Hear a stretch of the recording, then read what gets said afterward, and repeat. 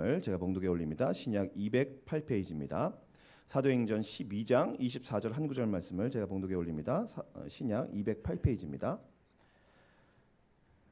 하나님의 말씀은 흥왕하여 더하더라. 아멘. 다시 한번 읽습니다. 하나님의 말씀은 흥왕하여 더하더라. 아멘. 오늘은 이제 9번째 시간입니다. 제목은 이 성경적인 식견을 가지라입니다. 성경적인 식견을 가지라. 식견이란 이 국어 사전적 정의로 보면 보고 듣거나 배워서 얻은 지식과 견문이에요. 인생을 살면 살수록 보는 게 많아지고 듣는 게 많아지고 여기저기서 배우다 보니까 지식과 견문이 늘어나고 넓어지기 때문에 당연히 식견이 이제 향상이 되겠죠. 그러나 이 세상은 하나님 나라가 아니기 때문에 매일같이 쏟아져 나오는 여러 가지 정보와 소식들, 그리고 인본주의적인 것들, 그리고 지극히 주관적인 한 인간의 인생을 살아가면서 지극히 주관적으로 느끼는 그 개인의 경험들을 통해서 식견이 때론 오염이 되거나 또 비뚤어져 있기 십상이라는 것이 우리의 현실인 것 같습니다. 어떤 사건을 사람이 지나가면 전과 후로 바뀌면서 그 사람에게는 그 경험과 지식에 의해서 식견이 생기는 거죠. 고로 코로나로 말미암아 많은 사람들이 코로나 전과 후에 식견이 많이 바뀌게 될 것입니다. 우리 그리스도인들은 식견을 성경적 기준의 주안점을 둬야 할 것이에요. 그래서 성경적인 식견으로 또 현실을 바라보고 역사를 바라보고 미래를 바라보고 지금 나의 삶을 바라보고 해야 할 것입니다. 오늘은 본문 말씀을 통해서 식견을 길러보는 시간을 한번 가지도록 하겠습니다. 이 사도행전 12장 24절을 읽었는데 잠깐 이 전후 문맥을 한번 말씀드리면 예루살렘 교회가 바나바를 안디옥으로 보냅니다. 바나바를 안디옥으로 보내요. 바나바는 다들 알고 계시죠?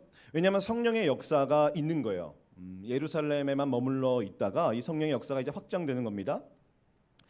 거기서도 이 교회 지도자들을 보내서 그 영혼들을 세워야 될 필요성을 강하게 느끼는 거예요.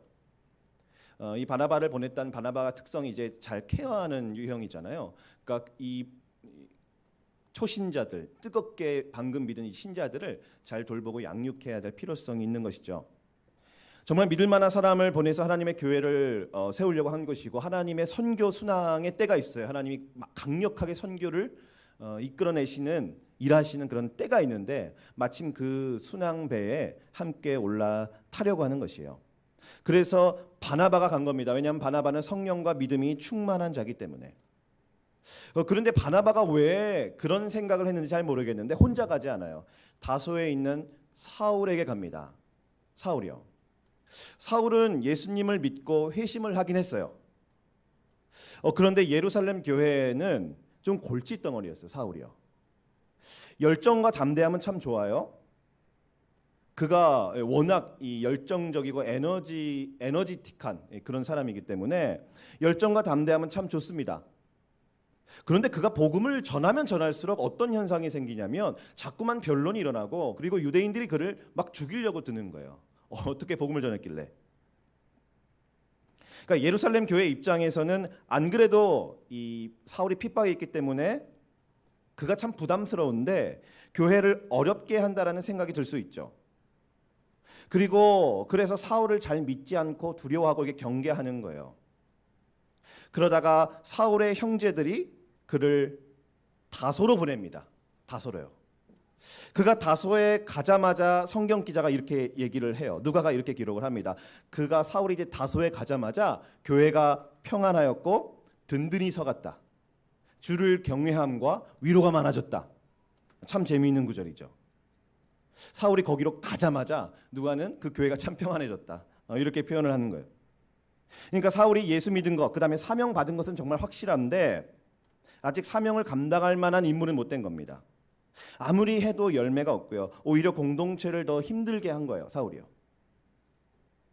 그래서 아무도 좋아하지 않고요. 아무도 주목하거나 아무도 관심을 가져다 주거나 아무도 그 진위에 대해서 알아보려고 한다거나 아무도 좀 들어보려고 한다거나 하지 않았고 오히려 그를 경계하는 분위기였어요. 예루살렘 교회는. 사울은 다소로 가서 꽤 긴 광야 기간 동안 자신을 준비합니다. 대략 15년.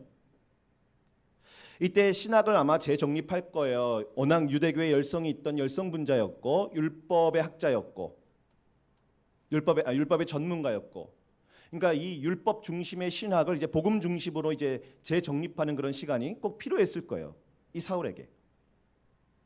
그리고 거칠고 모난 인격을 좀 다듬고요. 진짜 백이 이 사역자로서, 선교사로서, 목회자로서 실력을 이제 연마하는 거예요, 그 기간 동안. 그래서 마침 이제 때가 돼서 바나바가 사울에게 온 거예요. 물론 하나님의 역사죠. 그런데 바나바는 참 대단한 인물이에요. 진짜 훌륭한 인물이에요. 아무도 관심을 가져다 주거나 아무도 주목하거나 아무도 가능성을 보지 않았는데 바나바만큼은 이 사울의 가능성과 미래를 보았다는 거예요. 요나단도 참 훌륭한 인물인데, 요나단은 다윗의 미래를 언제 보냐면 다윗이 군대 장관이거나 다윗이 그 천부장일 때, 물론 그때도 봤지만 그때뿐만이 아닙니다. 다윗이 사울에게 쫓겨서 도망자 신분으로 전락해 버렸을 때, 모든 직위가 강제적으로 상실이 되어버리고 도망자의 신세로 전락했을 때, 그때 요나단이 진심을 다해서 다윗에게 이러거든요. 너 인생은 잘 될 거야. 하나님 너와 함께 하시기 때문에 너는 축복을 받을 거야. 내가 아니라 너가 왕이 될 거야. 넌 나보다 더 잘 될 거야. 넌 나보다 더 존귀한 자야. 그러니까 너가 만약 왕이 되면, 너가 잘 되면 그때 우리 가문 건들지 말아줘. 나 좀 잘 봐줘. 오히려 읍소를 해요. 요나단은 다윗이 왕이 될 가능성이 0.001%도 없을 때, 쫓김을 당한 그 도망자 신분이었을 때, 요나단은 그의 하나님의 축복과 언약으로 근거한 미래와 가능성을 보았다는 거예요. 예수님은 베드로의 가능성을 언제 보죠?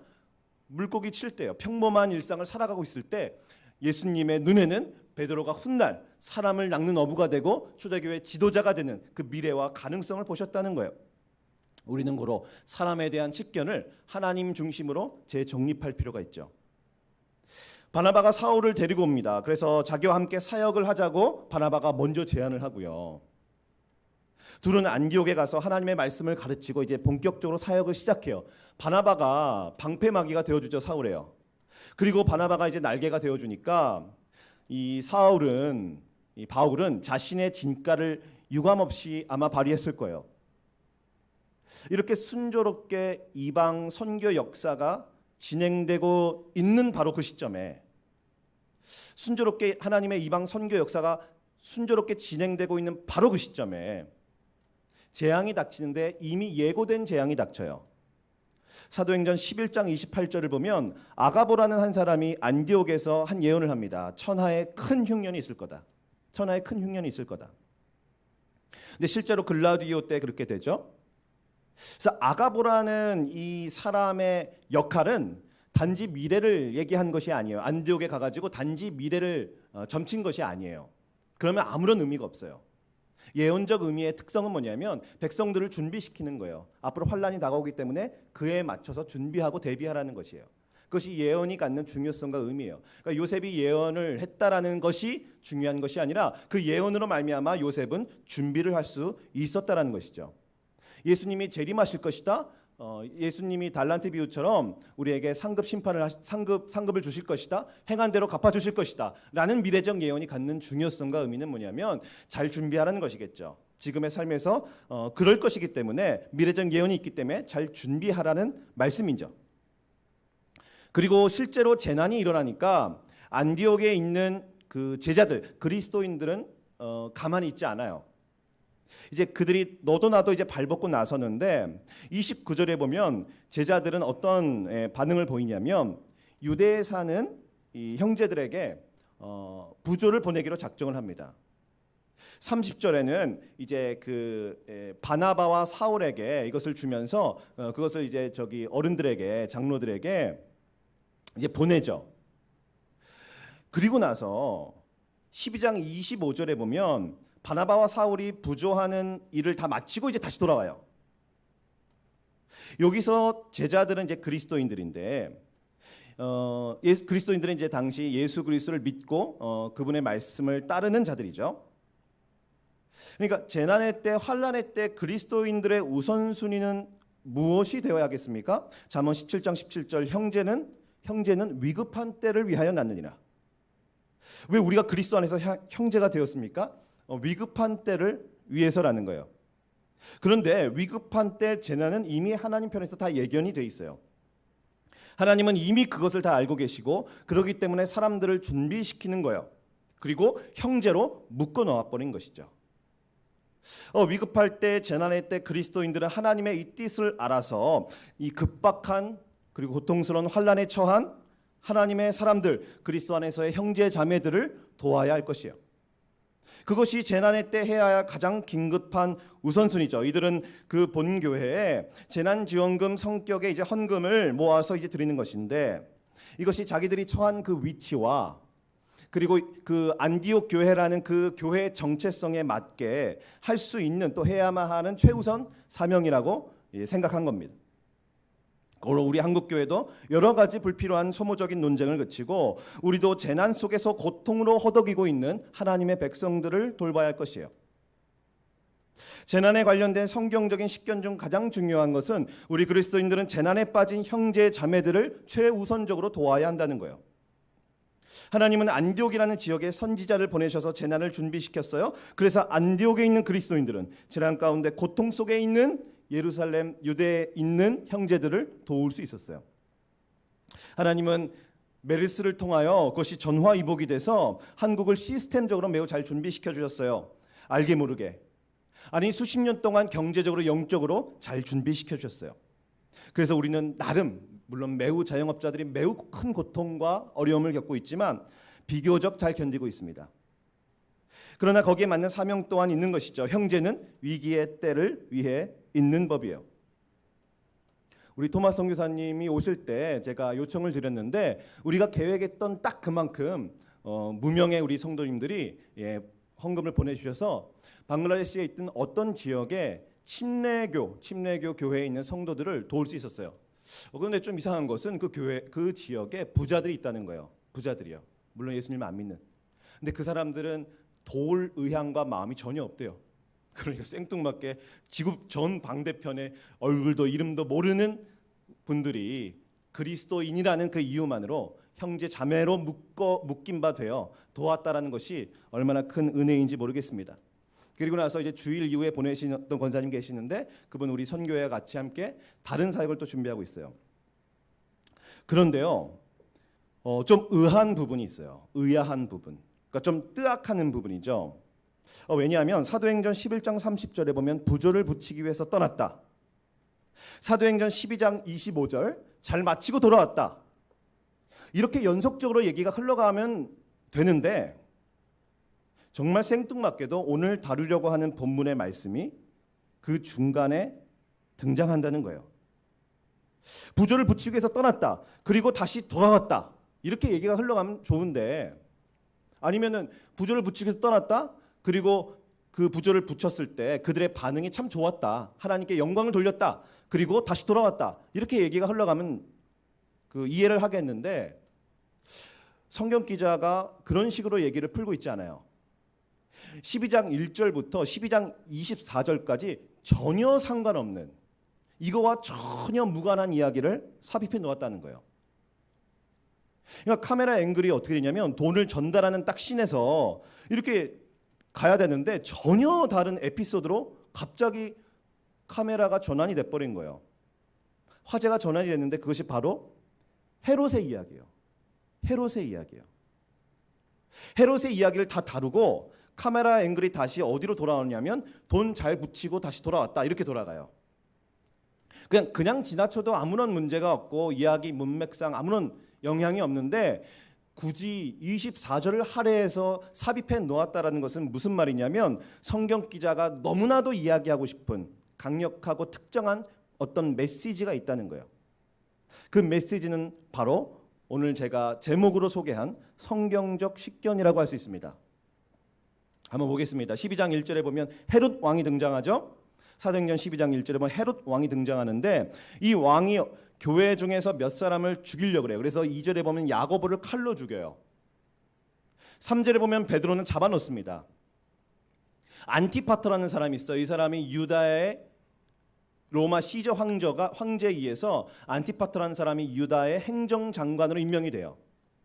근데 당시 행정장관이 힘이 셌던지 아마 국방부는 행안부 밑에 있었던 것 같아요. 자기의 아들인 헤롯 대왕을 나중에 이제 헤롯 대왕으로 불리는데요. 자기 아들 헤롯을 국방부 장관, 군대 장관으로 삼아요. 이 아들 헤롯이 누구냐면 유대인의 왕이라고 불렸던 헤롯 대왕이에요. 그는 예루살렘 성전을 재건축했고요. 유대인의 왕이라고 하는 것은 그가 붙인 이름이 아니고 자칭이 아니고 로마 정부에서 공식적으로 부여된 지위였어요. 유대인의 왕. 그는 상당히 포갑적이고 한편으로는 정치적으로 굉장히 야망이 큰 인물이었어요. 마태복음에 보면 동방박사가 나오는 시점에 통치했던 헤롯 왕이 바로 이 헤롯 대왕이에요. 얼마나 포갑적이든지 사내 2살 이하로는 막 다 죽이라고 명령할 만큼 그런 인물이죠. 그리고 세례 요한에게 책망을 받고 요한을 옥에 가둬버린 그 분봉한 헤롯은 이 헤롯 왕의 막내 아들이에요. 그리고 지금 12장 1절에 등장하는 이 헤롯 왕은 아리스토블루스의 아들인데요. 그러니까 헤롯 대왕의 손자예요. 손자. 아리스토블루스는 헤롯 대왕의 아들인데 형제의 난에 의해서 이제 그 혐의에 뒤집어 씌워가지고 반역죄로 안타깝게 죽습니다. 안타깝게 죽어요. 그래서 아리스토블루스는 뭐 역사에서 사라지고 성경에 나오지 않죠. 이 헤롯 대왕의 손자예요. 12장 1절에 지금 등장하는 왕이요. 그리고 사도행전 26장에서 바울이 전도했다고 알려진 아그리빠 왕이 있습니다. 이 왕은 12장에서 등장하는 헤롯 왕의 아들이에요. 12장 헤롯 왕은요, 할아버지의 뒤를 이어서 공식적으로 유대인의 왕으로 직함을 받아요. 그러니까 상당히 실력이 있고 정치력이 있고 결코 만만한 인물이 아니고요. 그리고 매우 막강한 권력을 가지고 있었다고 보면 돼요. 제가 이렇게 왜 장황하게 헤롯 가문에 대해서 이야기를 하냐면 헤롯 가문은요, 신약 성경과 떼어놀래야 뗄 수 없는 그런 가문이에요. 예수님이 태어나기 그 직전부터 그리고 바울의 순교가 다가올 시점, 하나님의 그 예수님의 사도들이 한 명 한 명 세상을 떠나는 그 시점까지 교회와 헤롯 가문은 함께 동시대를 살아가요. 물론 서로는 대척점에 있죠. 가는 길과 방향이 다릅니다. 그러나 그들은 서로 다른 길을 걸어가면서 동시에 동일한 역사의 무대에 살아야만 했어요. 여러분의 삶 속에서 헤롯 가문은 누굽니까? 태어나기 전부터 죽을 때까지 방향은 전혀 다르지만 인생의 무대 속에서 필연적으로 함께 뒹구며 살아가야만 하는 그런 것은 여러분 무엇이 있을까요? 그것이 재정적인 문제가 있을 수 있고 그것이 관계적인 문제가 있을 수 있겠죠. 그런데 헤롯 가문이 없었으면 참 좋겠지만 그런데 그 가문이 있어야 성경이 쓰여지는 거예요. 우리 주변에 헤롯 가문이 있어야 우리에게도 말씀의 스토리가 쓰여지는 거예요. 매우 막강한 권력을 가진 이 헤롯 왕의, 그러니까 헤롯 대왕의 손자죠. 헤롯 왕의 이야기가 12장인데 우선 헤롯 왕이 무엇을 하는 것으로부터 시작을 합니까? 자신이 가지고 있는 무소불위의 권력을 이용해서 교회를 핍박하는 거예요. 헤롯 왕이 야고보를 칼로 죽이니까 유대인들이 기뻐해요. 헤롯 왕은 순전히 자기 정치적 목적을 실현하기 위해서 정말 날뛰고 있는 살인의 사이코패스와 같은 그런 살인의 광란 파티를 벌이고 있는 살인마와 같은 모습으로 이제 묘사되고 있어요. 백성들의 그 인기 영합주의에 푹 빠져 있고요. 대중을 만족시키기 위해서는 자신의 정치적인 야망과 권력을 공고하기 위해서는 무슨 일이든 서슴지 않고 벌일 수 있는, 그래서 하나님의 교회가 제일 만만했던지 하나님의 교회의 지도자들을 손보기 시작하고 막상 해보니까 아주 호응이 좋거든요. 그래서 급기야는 베드로까지 잡아버린 거예요. 가장 핵심적인 리더, 진도를 그러니까 더 뺀 거죠. 가장 핵심적인 리더까지 이제 잡아버린 거예요. 이게 단계를 거치지 않고 바로 그냥 간 거죠. 근데 베드로는 어떻게 해요? 베드로는 갇혔어요. 당연히 사형 선고겠죠. 이미 죽은 목숨입니다. 교회가 간절히 기도합니다. 비록 야고보는 죽었지만 절망하지 않고 베드로는 좀 살려달라고 간절히 기도해요. 그랬더니 헤롯이 잡아내려고 하는 전날 밤에 주의 사자가 나타나서 베드로를 깨우고요, 손에 있던 쇠사슬이 벗어지게 되고 베드로는 유유히 도망치게 되고 요한의 어머니 집에 평안히 가게 돼요. 안전하게 가게 돼요. 헤롯은 이들을 뒤잡듯이 찾았지만 결국에는 찾지 못하고 가이사랴라는 곳으로 이제 내려가 버립니다. 이 권력자가 컨트롤하지 못할 정도로 그는 어떻게 되냐면 교회를 핍박했는데 오히려 정치적으로는 더 승승장구하게 돼요. 20절에 보면요, 이 두로와 시돈의 그런 외교 관계, 고착 관계에 있었던 외교 관계가 막 풀리기 시작을 하고 21에서 22절에 보면 이 헤롯 왕이 연설을 하는데 대중들이 환호를 하면서 이것은 사람의 소리가 아니라 신의 소리다 하면서 아주 찬사를 받습니다. 그래서 그는 어떻게 되냐면 그는 아주 그냥 높아질 때까지 높아지는데 더 이상 높아질 데가 없는 그 자리, 가장 위험한 교만의 자리, 하나님의 자리에 자기가 앉아버려요. 하나님만 들을 수 있는 찬사를 듣는 자리까지 가는 거예요, 헤롯 왕이. 그러니까 무소불위의 권력으로 시작을 해가지고 그가 갈 수 있는 최고의 정점의 자리까지 간 거예요. 그 자리에 가면 나는 하나님이 아니라고 해야 하는데 모든 영광을 자기가 독식해버리죠. 23절에 보면 주의 사자가 쳐서 벌레에게 먹혀 죽어요. 정말 허망한 죽음이죠. 이 왕이 전쟁터에서 죽은 것도 아니고 핵폭탄을 맞은 것도 아니고 적국의 신식 무기에 의해서 죽임을 당한 것도 아니고 뭐 처형을 당한 것도 아니고 이 손가락보다 작은 벌레에게 먹혀 죽임을 당한 거예요. 역사가들은 복통을 호소하다 죽었다 이렇게 기술돼 있어요. 기술하고 있어요. 복통. 헤롯 왕이 권력을 남용하다가 헤롯 왕이 죽임을 당해요. 사실 우리를 괴롭히는 모든 것들도 언젠가는 다 이렇게 허망하게 끝날 거예요. 그런데 헤롯 왕 이야기의 결론은요, 헤롯 왕이 교회를 핍박했다, 그래서 교만했다, 그리고 죽었다. 인과응보적 결론이 아니에요. 결론은 뭐냐면 성경 드라마를 시청하는 시청자들이 전혀 예상할 수 없는 결론이에요. 그것은 뭐냐면 아까 제가 읽었던 말씀 24절입니다. 하나님의 말씀은 흥왕하여 더하더라. 이것이 결론이에요. 헤롯 왕 이야기의 결론은 하나님의 말씀은 흥왕하여 더하더라. 그러니까 이 구절은 굉장히 난해한 구절인데 왜냐하면 논리적인 개연성이 전혀 없어요. 그러니까 당연히 결론을 예상을 못하죠. 헤롯 왕이 통치하였는데 교회를 핍박하였고 그리고 교만해서 죽었다. 그러나 결론은 하나님의 말씀이 흥왕하고 더했다. 오늘은 뭐냐면 하나님의 말씀이 증가가 됐고 하나님의 말씀이 더 많아지게 됐다. 여러분 이게 말이 됩니까? 앞뒤 전후가 매끄럽게 이어집니까? 논리적으로는 매우 비약적인 것이 아닐 수 없죠. 이게 무슨 황당한 말씀이에요. 계속 헤롯 이야기가 나오다가 하나님의 말씀으로 귀결이 된 거예요. 소설책도 역사책도 어떤 인문서적도 감히 흉내를 낼 수 없는 신적 기법이라고 칭할 수 있어요. 12장에요. 베드로가 나와요. 야고보가 나와요. 이런 영웅 같은 인물들이 나오지만 이들이 참 우리 편이라 그래서 이들에게 치우쳐 성경 12장을 보면 안 돼요. 그래서 야고보 신앙, 베드로 신앙 하면서 이들에게 본받아야 할 점, 교훈적 내용들을 추론하는 것이 주된 목적이 아니에요. 야고보는 순교의 영웅, 베드로는 기도했더니 풀려난 위대한 인물. 물론 기도의 중요성을 강조하죠. 기도했더니 하나님이 역사하셔서 기적 같은 방법으로 베드로를 구출시키시죠.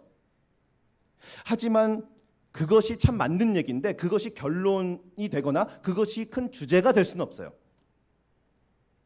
성경 기자가 말하고자 하는 정확한 의도를 봐야 됩니다. 성경은 헤롯 왕이 악인인데요. 헤롯 왕을 중점적으로 기술하고 있어요. 12장은. 바나바와 사울이 재난지원금을 전달하러 가는 중간에 막간을 이용해서 헤롯 이야기가 등장하는 거예요. 헤롯이 손을 들어 교회를 핍박하였죠. 정치적으로는 매우 성공하였죠. 후에는 어떻게 죽었냐면 그냥 지병으로 죽었어요. 그러니까 역사책에는 그는 실패한 정치인으로는 기록되지는 않는 거예요. 비록 성경이 그를 악인이라 칭하지만 역사책에는 그는 실패한 정치인이 아닐 거예요. 저는 21절과 23절에 있는 이 헤로단 이야기 부분을 저는 인간의 역사라고 표현하고 싶어요. 왜냐하면 겉으로는 그렇게 보이거든요. 인간이 역사를 주도하는 것처럼 주도권이 인간 헤롯에게 있으니까 자기 하고 싶은 대로 마음껏 하고요. 헤롯이요. 그러니까 결과도 좋아요. 시대를 막론하고 유능한 자, 용감한 지도자들이 자신의 권력욕과 대의를 품는 야망욕 혹은 명예욕, 그리고 그것을 수단과 방법을 가리지 않고 적극적으로 이루는 그 실행력, 그리고 그들을 맹목적으로 추종하는 그런 대중의 그 욕망과 비뚤어진 그 환호와 갈채와 찬사가 뒤에 엉켜져서 인간 역사의 한 페이지 한 페이지가 쓰여지고 있는 것이죠. 수천 년 전이나 지금이나 언제나 같은 원리로 인간 역사는 이런 식으로 이어지고 있습니다. 그 중에 하나님의 교회는 산속에 있는 것이 아니에요. 하나님의 교회는 이 역사의 현장 속에 함께 살아갑니다. 그러면서 두 가지를 경험하는데 야고보처럼 죽임을 당하거나 아니면 정말 죽을 것 같은 고난을 겪거나 또 하나님께 기도해서 베드로처럼 잘 살 때도 있고 회복할 때도 있고 잘 피하기도 합니다.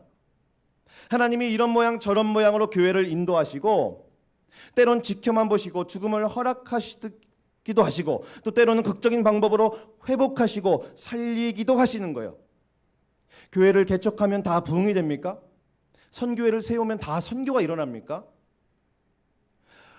인도 상황이 워낙 심각하기 때문에 그 교회들이 간절히 기도했을 거예요. 제발 살려주시고 우리 코로나 걸리지 않게 하시고. 그런데 정말 너무나도 많은 분들이 코로나에 걸리고 또 목회자들이 사망하는 그런 경우를 우리는 보고 있어요. 그러니까 냉정하게 말하면 모두가 다 부흥한다거나 모두가 다 선교가 된다거나 모두가 다 생명 보존이 되지 않는다라는 거예요. 그러면 그들은 기도하지 않았습니까? 아니요. 적어도 우리보다 더 뜨겁게 기도했을 거예요. 왜냐하면 체감이 다르기 때문에. 당장 눈앞에서 사람들이 죽어나가기 때문에요. 그들은 더 간절히 기도했을 거예요. 우리보다요.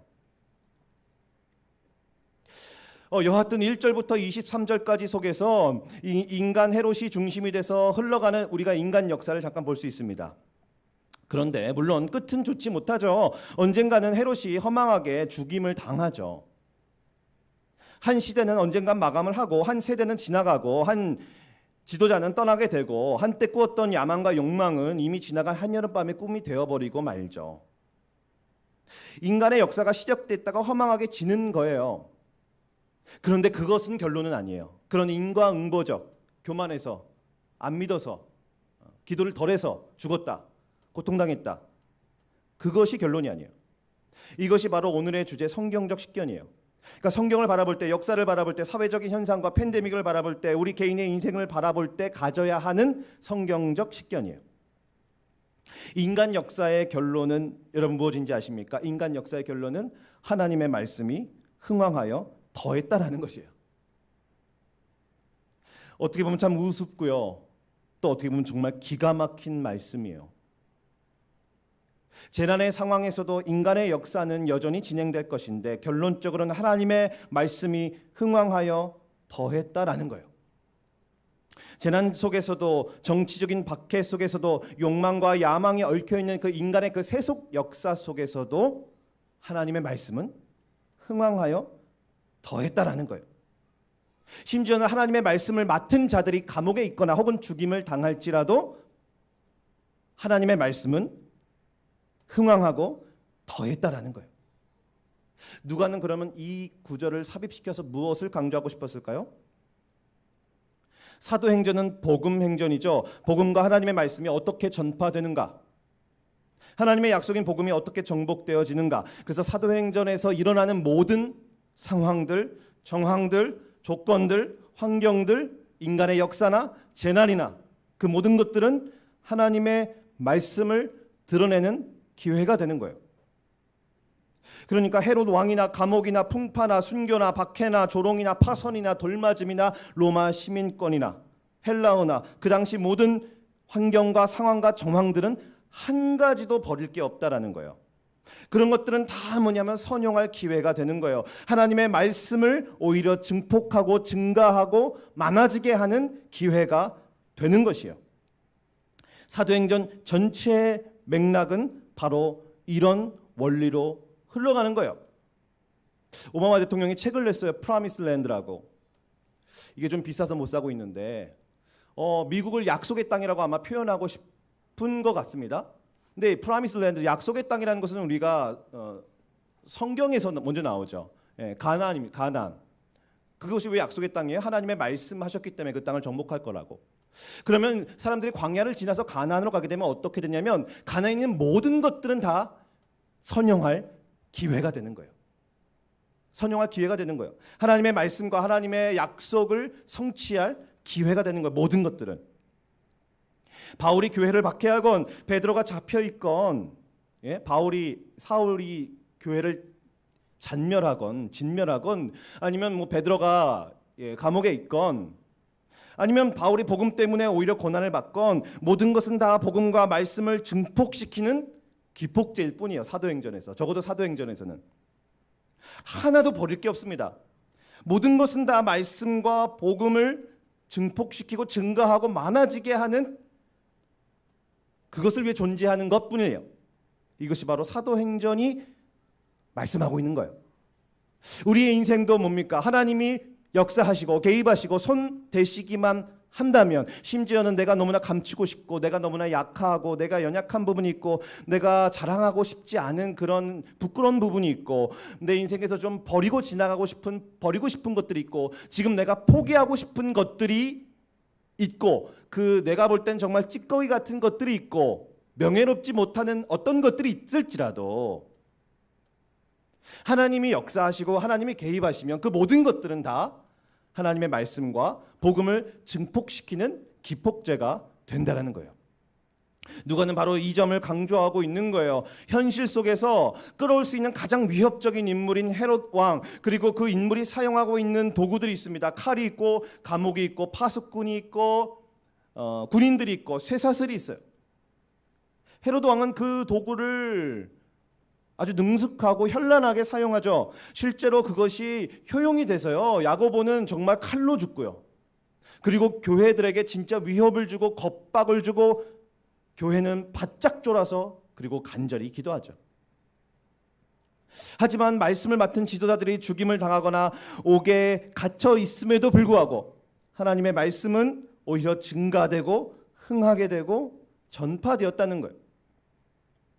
하나님의 말씀은 그런 외부적인 공격에 의해 전혀 영향을 받지 않을 뿐만 아니라 오히려 공격이 가하면 가할수록 오히려 더 강하게 전파되는 아주 특이한 속성을 가지고 있다는 거예요.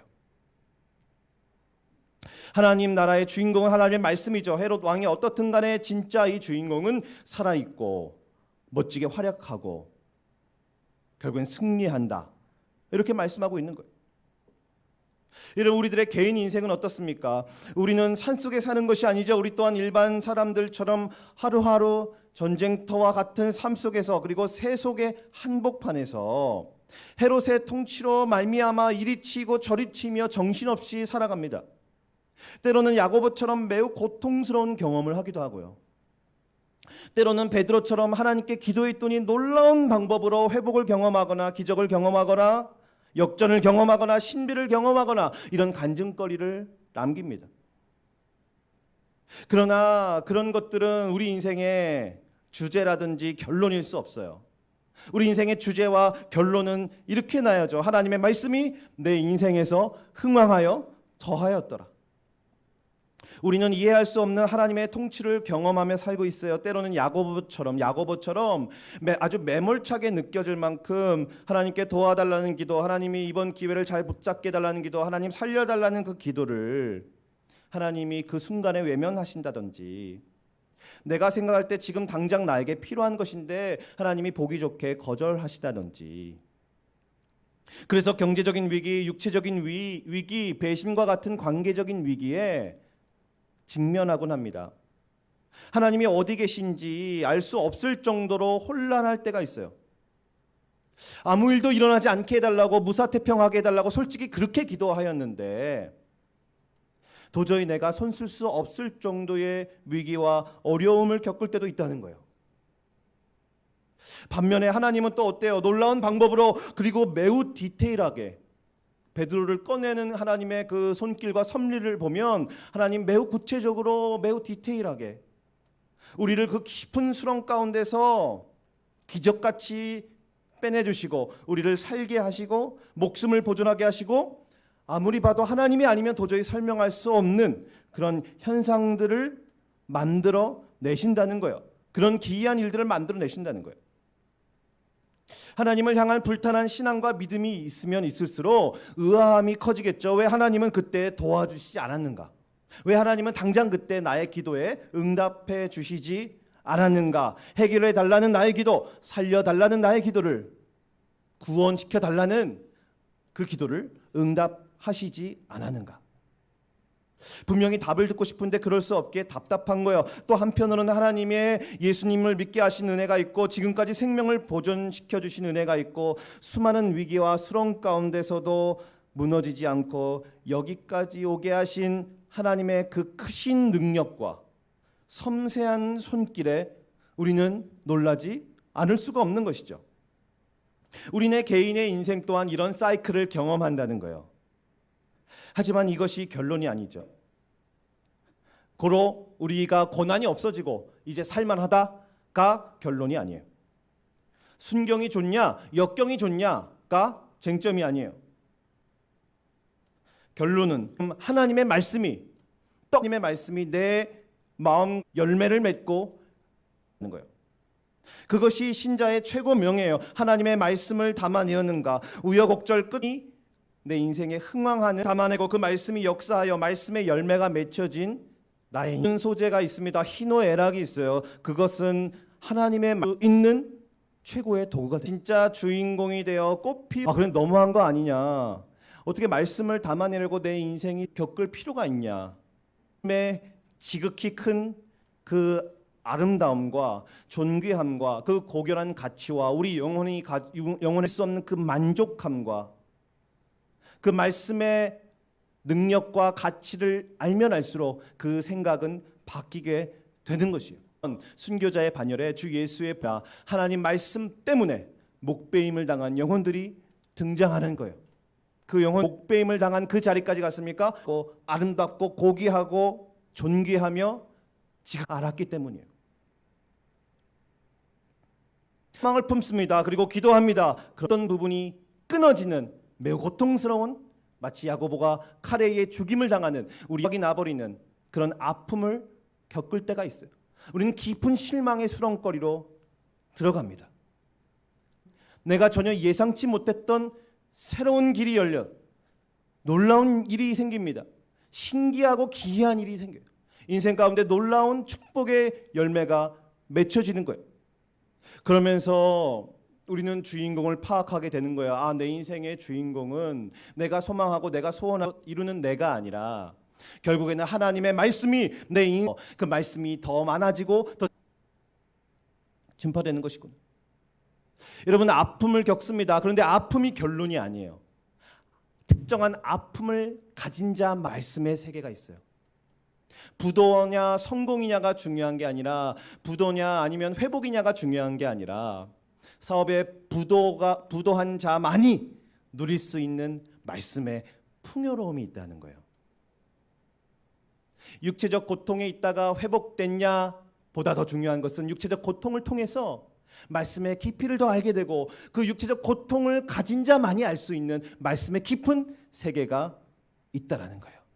물론 성경 공부 중요하고 말씀 암송 중요하지만 결국에는 그 말씀이 우리의 삶 가운데 벌어지는 아픔과 슬픔과 고통의 현장 속에서 그 배웠던 그 지식의 말씀이 우리의 가슴 속에 우리의 영혼 속에 오되 우리의 영혼의 가장 깊은 곳까지 그 말씀이 들어가서 우리를 진정으로 만족시켜 준다는 거예요. 여러분 갈등은 무엇입니까? 갈등을 겪은 자만이 알 수 있는 말씀의 깊은 세계가 있다는 거예요. 삶에서 대가를 지불하는 거예요. 말씀은요 공짜로 얻어지는 게 아니에요. 시편 기자는 고백을 하죠. 고난을 통해서 내가 주의 율례를 배웠다고요. 하나님의 말씀은 그냥 공부한다고 쉽게 얻어지는 것이 아니라 삶에서 그 말씀의 대가를 철저히 지불해서 얻은 수확물과도 같습니다. 실패를 통해서요, 때론 아픔을 통해서, 때론 고난을 통해서, 때론 고통을 통해서 왜 나만 겪는 아픔이냐고, 왜 나만 이것을 겪어야 되냐고 불맨소리를 하는 그 모든 메아리와 울음소리 속에서 하나님의 말씀을 더 이해하게 되고 그 말씀을 오히려 더 신뢰하게 되고, 참 이상하게요, 그 말씀을 더 붙잡게 되고 그 말씀에 더 순종하게 되더라는 거예요.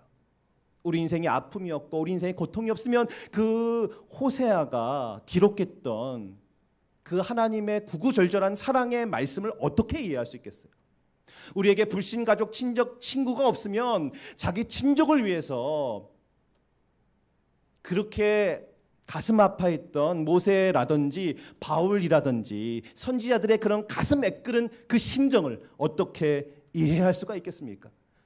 히브리어를 공부한다고, 헬라어를 공부한다고, 역사적 배경을 외운다고 그것을 알 수 있는 것이 아니에요. 마찬가지로 이번에 재난이 상황이 되니까 재난지원금을 이제 선교로 흘려보내는 이것도 이때만 경험할 수 있는 거잖아요. 교회의 작은 직분일지라도 그것은 매우 귀한 건데, 왜냐하면 직분이라고 하는 것은 하나님의 말씀을 담아내고 그 말씀을 표현하는 것이기 때문에 그래요. 제가 정말 좋아하는 권사님이 한 분 계시는데 그분의 아픔이 있어요. 자녀가 아파요. 근데 그분이 되게 천사예요. 그러니까 천사의 인격은 정말 이런 아픔을 통해서 있는구나 싶을 정도로 굉장히 천사예요. 그런데 그분이 이제 교회에 어떤 직분을 맡고 계시는데 제가 그분을 볼 때 이런 생각이 들어요. 하나님은 세상이 볼 때는 뭐 가치 있다고 생각하지 않겠죠, 무명의 직분을. 그런데 하나님은 그 작은 직분일지라도 그냥 맡기시지 않구나. 이 연단을 통해서 남들이 알 수 없는 그 슬픔과 고통과 그 눈물을 통해서 그 일을 맡기시는구나. 그렇기 때문에 그 권사님이 하는 그 수고와 섬김을 보면 정말 아름답고 숭고함이 느껴지는 거예요. 여러분, 우리가 교회의 작은 직분일지라도 이것은 매우 귀한 거예요. 왜냐하면 하나님의 말씀을 담아내고 그 말씀을 표현하는 것이기 때문에 그렇습니다. 사람들은요, 우리 자녀들은 성경 말씀 지식에 별 관심이 없어요. 우리를 통해서 하나님의 말씀을 이해한다는 거예요. 그것이 소망이든 그것이 희망이든 그것이 기도든 어떤 것이든 우리를 통해서 말씀을 이해한다는 거예요. 그러니까 교회에서 아무리 말씀을 강조한다 할지라도 집에서 말씀이 아닌 다른 것에 가치를 두면서 얘기를 하면, 뭐 부동산이라든지 아니면 돈에 훨씬 더 많은 이야기를 하면 말씀에 오해가 생긴다는 거예요. 이 말씀이 신뢰적으로 먹히는 것이 아니라 말씀에 오해가 생긴다는 거예요. 우리는 무슨 삶입니까? 우리는 말씀을 표현하는 삶이 되는 거예요. 저는 발상의 전환을 한 게 있어요. 그게 뭐냐면, 예전에는 코로나가 발생했네? 그러면 성경에서는 이 재난을 어떻게 해결했지? 그럼 역사에서는 우리의 선배들이 어떻게 해결했지? 라고 생각을 했어요. 그런데 이번에 발상의 전환이 일어났는데, 아니 코로나 때문에 성경 말씀이 더 잘 이해가 되네. 그 국가적 재난, 환란, 위기, 생명의 정말 위협, 이런 것들이 정말 이 말씀이 이런 배경들이 더 이해가 되네. 다윗이든 요셉이든 신약이든 바울이든 말씀이 더 잘 이해가 되네 라는 발상의 전환을 갖게 됐어요. 코로나로 인해서 말씀이 더 잘 이해가 되네 라는 생각의 전환을 갖게 됐어요. 그러니까 코로나도 마찬가지예요. 신자도 코로나로 인해서 어려움과 고통을 겪고요, 또 한편으로는 코로나로 속에서 하나님의 놀라운 보호하심을 경험하기도 해요. 정말 감사하게도 하나님이 우리 교회를 지키셔서 아무도 코로나 걸리지 않고 정말 건강하게 다 계시잖아요. 제가 누구를 만나기로 했는데 갑자기 그날 약속이 취소됐어요. 그리고 얼마 지나지 않아서 전화가 왔는데 자기 일하는 그 직원이 코로나에 걸렸다는 거예요. 그래서 자기가 지금 자가격리 중이어서 당분간 못 만난다는 거예요. 그런데 제가 만약에 그날 약속이 캔슬이 안 돼서 만났더라면 지금 있을 수가 없어요. 수요일 펑크나고 주일날 펑크나는 거예요. 이 자가격리 때문에. 정말 신기하다. 하나님이 이런 모양 저런 모양으로 하나님이 보호하시는구나. 그러나 진짜 중요한 것은 뭐냐면, 코로나로 말미암아 하나님의 말씀이 정말 우리 옆에 떡하니 서 있냐라는 것이에요. 어떤 인생이 성공이고 여러분은 어떤 인생이 실패입니까? 과연 기준은 무엇일까요? 인생을 바라보는 식견은 무엇입니까? 어떤 대가를 지불해도,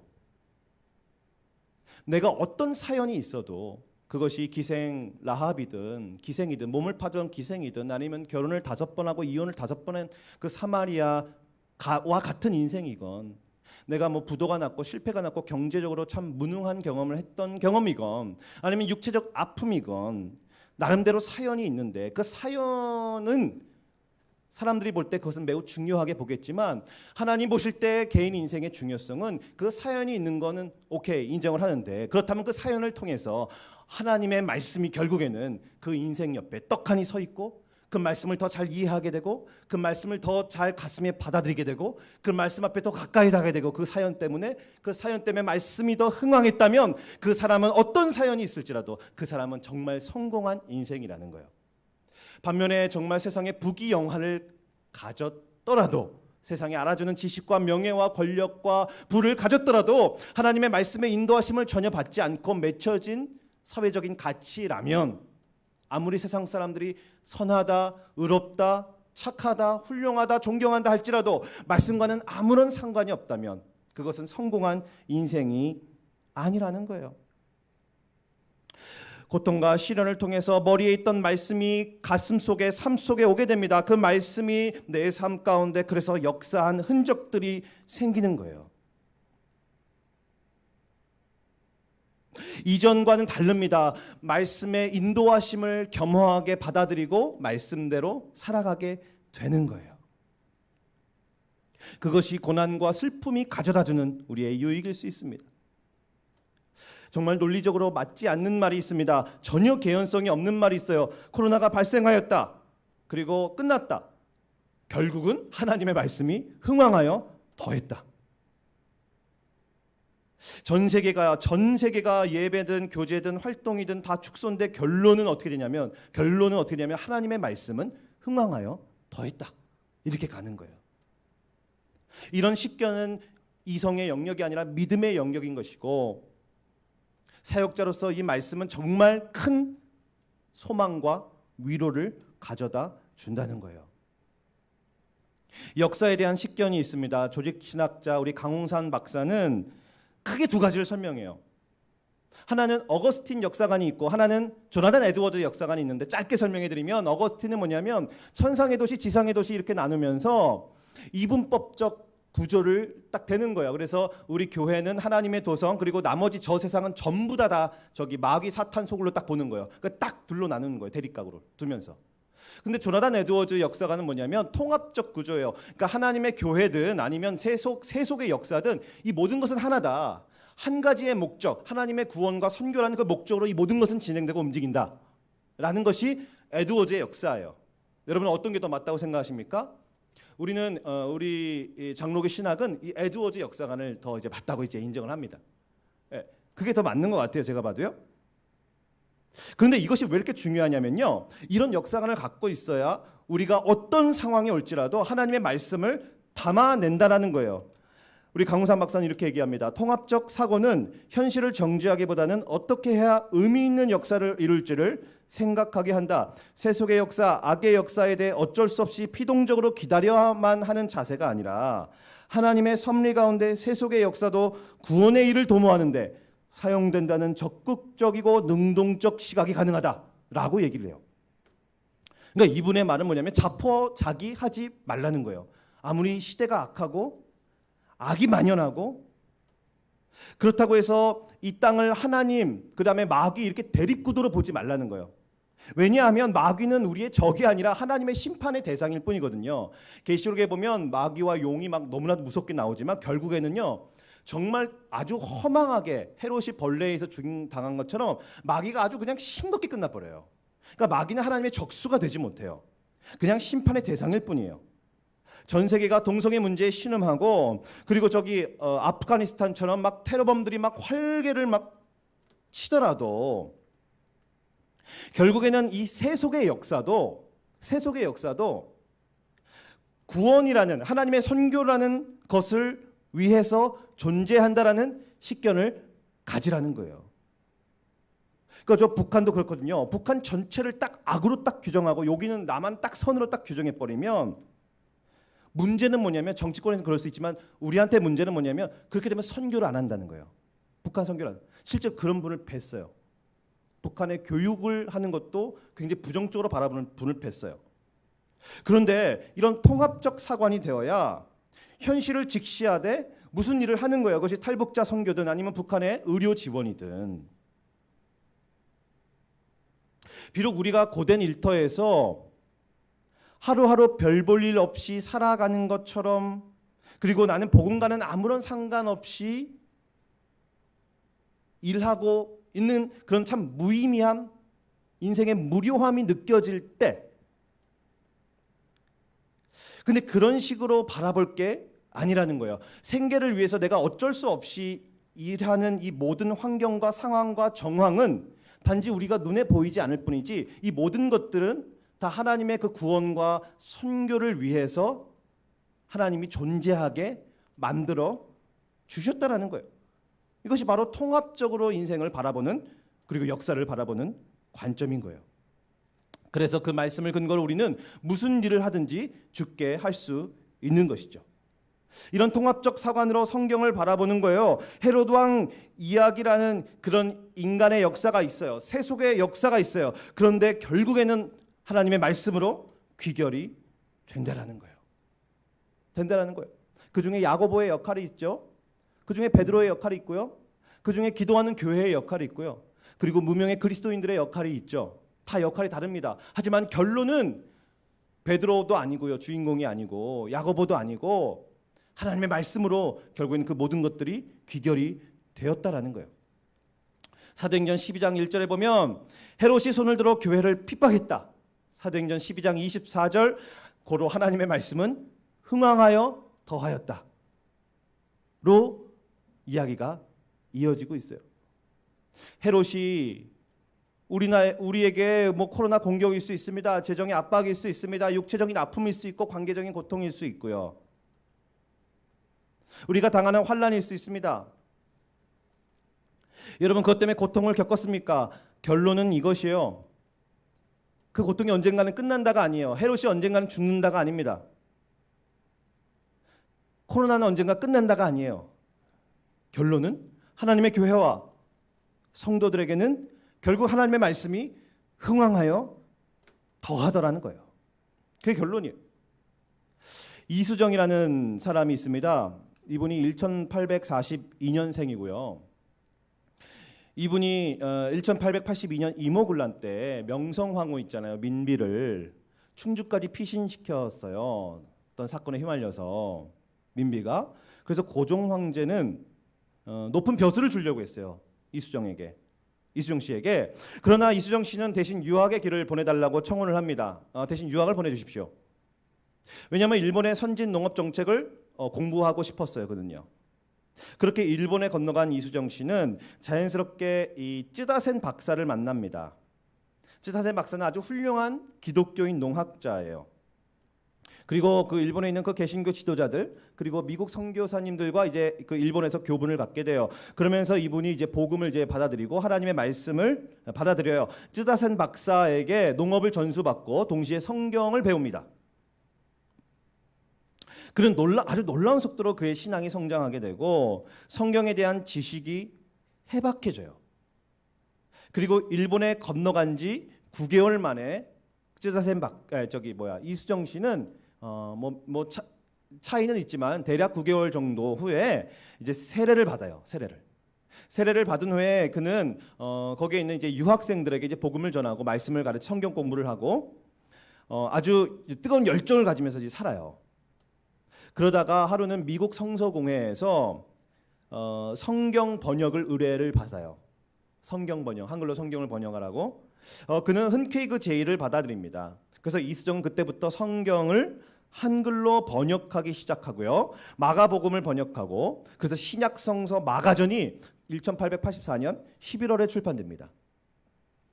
또한 순수 우리말로 다시 번역을 하였는데 1885년 2월 요코하마에서 신약 마가전 복음시원이라는 제목으로 1,000부를 발행하죠. 언더우드와 아펜젤러 선교사님이 제물포에 도착했을 때 가지고 온 성경이 바로 이 성경이에요. 어떤 연유가 있는 거 하니 1883년 12월 이수정은 일본에서 미국 선교부를 에 대해서 한국 선교사를 좀 파송해 줄 것을 요청하는 편지를 보냅니다. 간곡히 한국의 그 선교를 이제 호소한 거예요. 미국 선교부에. 너무 길어서 읽어드릴 수가 없어서 제가 출력해가지고 저기 뒤에 놔뒀어요. 그래서 관심 있는 분들은 가져가시면 되겠습니다. 이분은 한국을 사도행전처럼 기회의 땅으로 이제 묘사를 해요. 왜 자기가 일본에 갔는지, 일본에서의 활동 그리고 사역까지 이제 소상히 담아가지고 편지를 보냈는데, 이 편지를 읽고 두 명의 미국 젊은이가 도전을 받고 감동을 받게 돼요. 한 명은 언더우드라는 젊은이였고 한 명은 아펜젤러라는 젊은이에요. 특히나 언더우드의 심금을 울린 거예요. 언더우드가 이 편지를 읽고 너무 감동을 받고 너무 도전을 받은 거예요. 그래서 언더우드는 어떻게 했냐면 미국 선교부에 자신을 한국 선교사로 파송해 줄 수 있는지 정중히 타진했습니다. 언더우드는. 그래서 결국엔 그는 한국 선교사가 되죠. 언더우드는 한국에 오기 전에, 당시 조선에 오기 전에 일본을 먼저 가요. 그래서 거기서 드디어 이수정 씨를 만났고, 이수정 씨에게 2개월간 조선어를 배우게 됩니다. 그리고 나서 그가 번역한 마가복음을 주머니에 가지고 오게 된 것이죠. 1885년 4월 5일 오후 3시경 언더우드 아펜젤러 선교사들과 부부는 이수정이 번역한 이 마가복음을 들고 인천 제물포항에 도착했어요. 그런데 정말 놀라운 것은 세계 어느 나라도 선교사가 처음으로 입국할 때 그 나라 말로 된 성경을 이미 가지고 입국한 나라는 없다라는 거예요. 그리고 이수정 씨는 이 주기도문, 그다음에 뭐 요리문답도 번역을 했어요. 여러분, 누가 한국 선교를 태동시켰습니까? 고종 황제랑 민비라는 이 세속의 역사는 왜 존재하는 것이죠? 그들에게 잘 보이면 출세하면 가문의 영광이고, 그들의 밉보이면 유배당하면 여러분 부끄러운 가문이 되는 것이 아닌데, 왜냐하면 우리나라 역사는 조선 황제로 결론나지 않았기 때문이에요. 그래서 저는 생각이 좀 바뀌었습니다. 조선 황제로 결론이 났고 외국 선교사들이 들어온 이후에 우리나라가 좀 이렇게 바뀌었다. 물론 그 말이 틀린 말은 아니죠. 그러나 더 정확하게는 조선 황제의 세속의 역사의 결론은 이수정 씨로 맺어진 거예요. 거기로 귀결된 거예요. 즉 하나님의 말씀으로 귀결이 된 것이에요.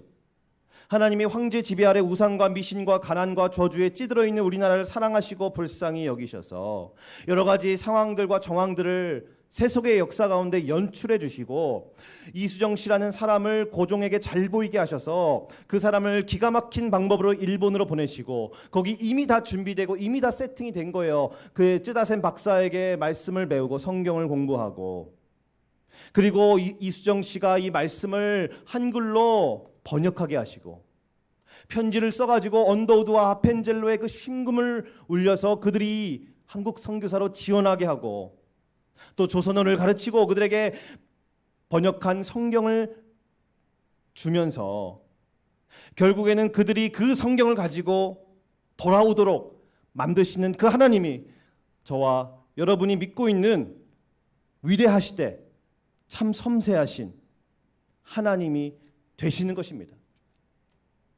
세종대왕은 왜 한글을 창시했습니까? 그 한글을 만들 때는 그 귀족들이 다 무시했거든요. 다 무시했어요. 그럼에도 불구하고 수백 년 동안 그 한글의 그 가장 세계적이고 과학적인 그 한글의 가치가 내려져 왔다라는 거예요. 세종대왕이 왜 한글을 창시했어요? 결론은 하나님의 말씀을 드러내는 도구가 되었다는 거예요. 고로 우리나라의 역사를 제가 이렇게 짧게 정리하겠습니다. 조선 왕조실록이 있다. 세종대왕은 참 훌륭한 왕이고 한글을 창시하였다. 그리고 지나서 좋은 왕도 있었고 나쁜 왕도 있었다. 그리고 결국에는 고종 황제가 있고 그리고 민비가 있다. 결론은 하나님의 말씀은 흥왕했고 더하였다. 이게 결론이에요. 여러분, 우리들의 인생도 이렇게 갈 것입니다. 순경이 있고 역경이 있다. 그리고 결국 하나님의 말씀은 내 삶 가운데 역사했고 그것이 더 증가가 됐고 그것이 내 마음에 더 증폭됐고 그것이 삶의 열매로 나타났고 그것이 다른 사람에게까지 전파되었다. 코로나의 결론도 마찬가지예요. 전대미문에 코로나가 발생하였다. 그리고 우여곡절 끝에 끝났다. 그래서 하나님의 말씀은 흥왕하여 더하였다.